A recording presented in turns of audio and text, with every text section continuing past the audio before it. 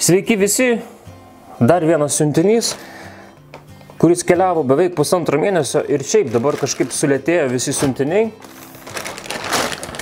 Maždaug keliauja, jeigu nesumeluosiu, taip, apie pusantro mėnesio. Taip, čia turi būti laikrodis. Matote, atkeliavo vėl per Estijos paštą. Va taip, variškumas susivedė. Supakuota neblogai. Taip, turėtų būti laikrodis. Čia turbūt spalva, jau net nebeatsimenu, ką užsakiau. Turbūt žalia, turėtų būti rodyti laiką, temperatūrą ir drėgmę. Ar ką ten, jo, drėgnumą. Taip. Aha. Na. Ai va. Išpakuojam, pasižiūrim. Aha. Taip, kraunasi, jau matau per USB. Ne, taip. Čia, žiūrėkite, jisai yra, LED turėtų būti žalios spalvos. Ne pats laikrodis, bet, LED elementai. Taip. Instrukcija anglų ir kiniečių, puiku. Ir žiūrėkit, jisai turi tokią, kaip medžio imitaciją. Dėl ko man patinka. Ir, kaip matot, visiškai nesimato šitų LED,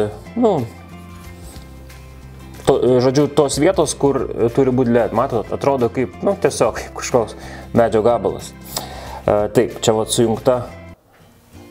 sujungimas matosi. Kas čia dar? Gal įdedam baterijas? Aha, dedasi 3A4 baterijos. Na kągi, suradau aš baterijas. Bandysime patikrinti, taip, pliusas, minusas. Kas man patiko, kad jis, sakau, labai gražiai šviečia ir nesimato LED displėjaus. Kai išjungtas. Oi.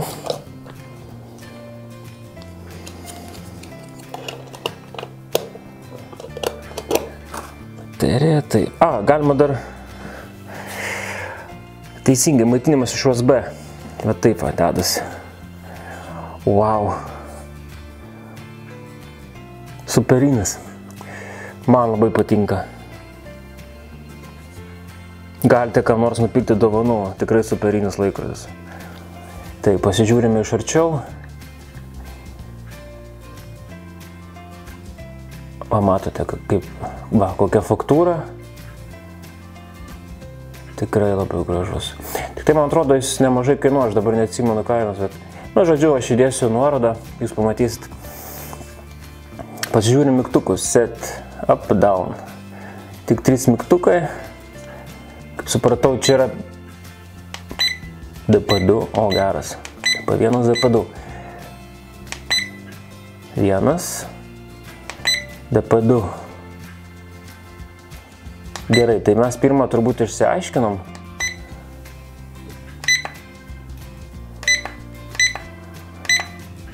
Ir po to mes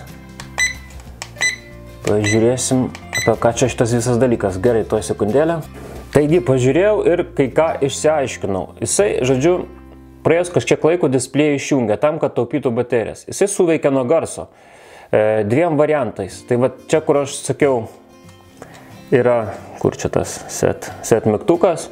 Galima nustatyti, kad kai rodo laiką, keistusi, rodytų datą ir laiką, o kitu atveju DP2, man atrodo, DP2 rodys jums, kaip, žodžiu, nuo garso, kai suveiks, rodys jums čia datą. Ir visus šitos parametrus, o DP1 rodys tik laiką ir kaip čia dabar rodo. Pavyzdžiui, paliekam DP2, padedam laikrodį. Žiūrėkit, jisai išsijungs ir pažiūrėsim.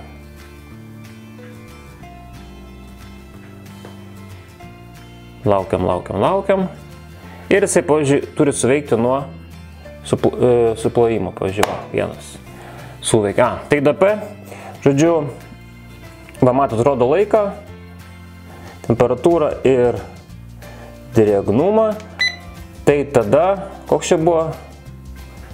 Tada ant DP1 turėtų rodyti datą. Va matot, data, ir nu čia mėną, man atrodo, kažkuris iš jų. Tai čia jau išsiaiškinsim. Tai va matot, vėl padarom, suplojam, va taip, ir matote, pasikeičia šiuo atveju. Va, o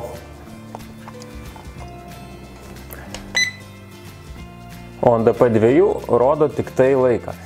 Taip, einam toliau. Dabar palaikom mygtuką up ilgiau.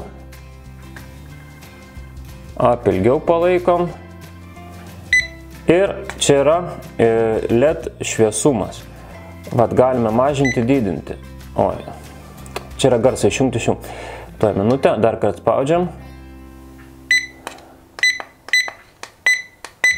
Taip, čia yra ryškiausias, o čia yra silpniausias. Nu, kamera nelabai taip ir matosi.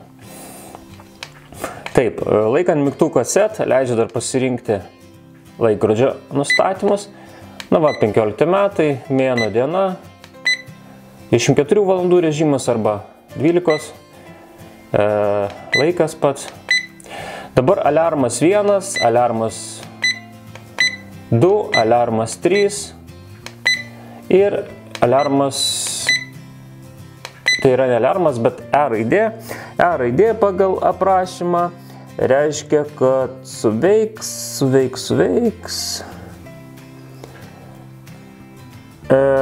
paprastom dienom, žodžiu.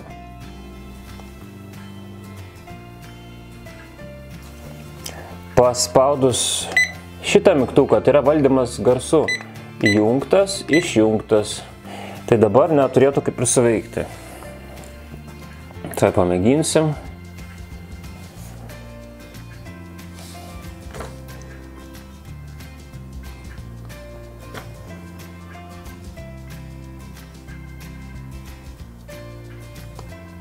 Aha, viskas aišku, tada išjungus garsą, laikrodis veiks visada. Pabandome įjungti on sound, valdymą garsu. Dabar turėtų turbūt išsijungti displejus, kaip suprantu.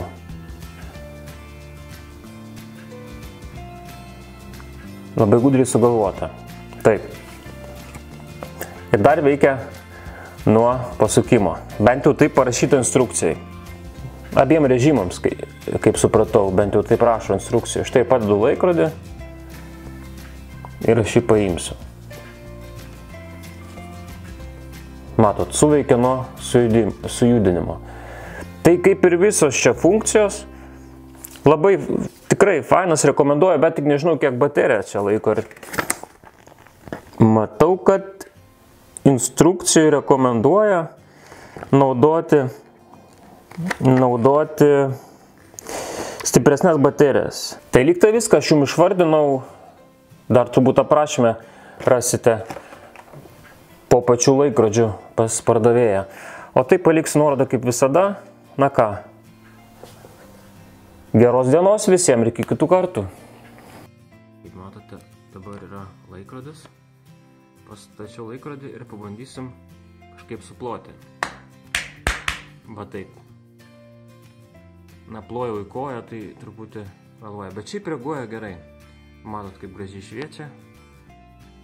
O, ryškumas, kur ryškumas. Pabandom iš arčiau. Kažkaip tai taip. Dabar dar galima garsiai sakyti, pavyzdžiui, rodyk laiką, va, matot, ir kažkaip ir suveikia.